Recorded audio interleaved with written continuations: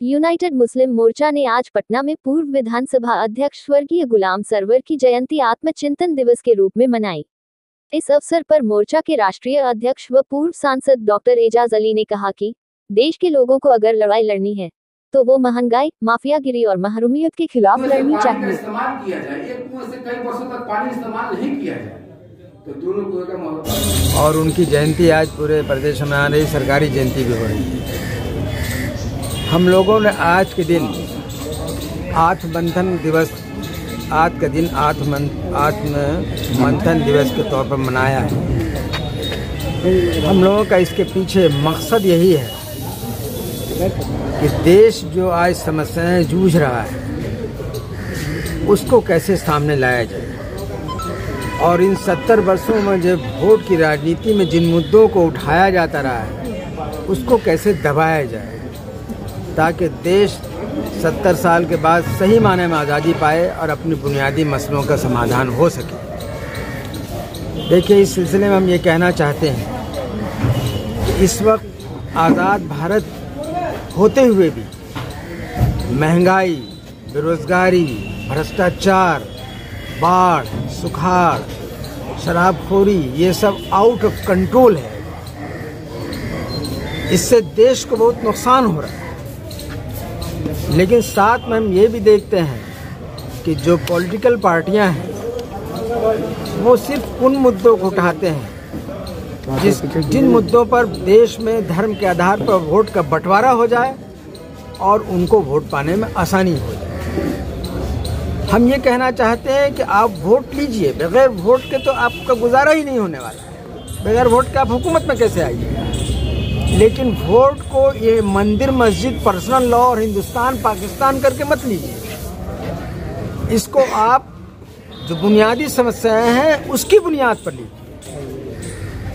तो हम लोगों ने यही कहा कि इस पर देशवासियों को खड़ा होना पड़ेगा और हम सब मिलकर खड़ा होना पड़ेगा, और 3 इश्यूज पर खड़ा होना पड़ेगा, जिसको हमने कहा कि 3M है ये। पहला एम तो महंगाई के लिए, महंगाई के लिए लोग खड़े हो जाएं, जो हमारे लिए कंट्रोल से बाहर हो रहा लोगों के लिए। दूसरी चीज है माफियागिरी। आज आप देख रहे होंगे शिक्षा माफियागिरों के हाथ में चला गया, धर्म पर माफियागिरी लोग बैठे हुए हैं, धन पर माफिया के लोग बैठे हुए हैं, जो बड़े बड़े तंत्र हैं उस पर माफिया लोग बैठे हुए हैं। इससे लड़ाई लड़नी होगी, क्योंकि माफियागिरी के चलते ही देश में भ्रष्टाचार बढ़ा हुआ है। और जब तक भ्रष्टाचार रहेगा न देश में से महंगाई जाएगी, न बेरोजगारी जाएगी, और न दूसरी समस्याएं जाएंगी।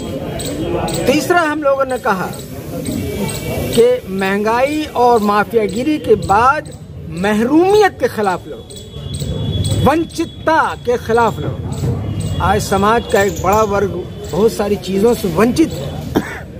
आज देश का एक बहुत बड़ा क्षेत्रफल बहुत सी बुनियादी सहूलियात से वंचित है।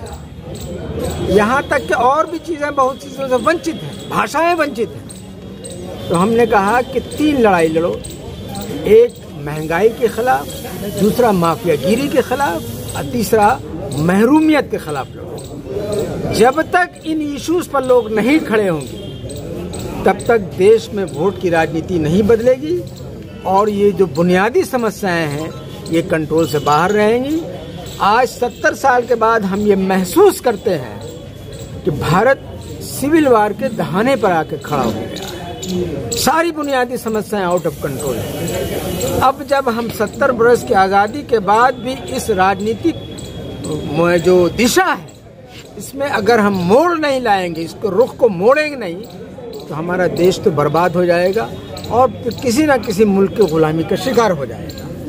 इसलिए आपके माध्यम से हम समाज के लोगों को, सामाजिक कार्यकर्ताओं को, दानिश्वरों को, जो हमारे बुद्धिजीवी वर्ग हैं और जो समाज के, जो देश और समाज की चिंता रखने वालों हैं, उन लोगों से अपील करेंगे कि आप फालतू लड़ाइयों को छोड़कर इन 3M की लड़ाई को लड़िए। महंगाई, माफियागिरी और महरूमियत के खिलाफ लड़ें। हम लोग सब एक साथ होकर लड़ेंगे। ये समझिए कि एक तरह से देश की दूसरी आज़ादी की लड़ाई है। अगर इस लड़ाई को लड़ने में हम कामयाब हो गए तो यूँ समझिए कि हम भारत को वो बना देंगे जो आज़ादी के मतवालों ने अपने सपने में जिस भारत को देखा था वो हम बनाने की कोशिश में लगे। देखिए, मजबूत सीएम बनने के लिए दो चीज़ की ज़रूरत होती है। एक तो यह है कि वोट की पॉलिटिक्स में उनको कितना सीट आया, और दूसरा होता है कि कितने लोग उनके पीछे आज भी खड़े हैं। तो भले वोट की राजनीति में ये किसी साजिश के शिकार हुए ज़रूर हैं, और वो खुद भी कहते हैं कि हम नहीं पहचान सके आखिरी वक्त तक कि कौन दुश्मन है कौन दोस्त है। तो ऐसी सूरत हाल में उन्हें मायूस होने की ज़रूरत नहीं है। आज भी समाज का एक बड़ा हिस्सा उनके पीछे खड़ा है, वो नज़र उठा के देख लें। मुख्यमंत्री से फिर कहेंगे कि जिस तरह से पंचायत में आरक्षण आपने दिया, अगर मुमकिन हो तो आप पिछड़ों, अत्यंत पिछड़ों को विधानसभा में भी आरक्षण दे दीजिए।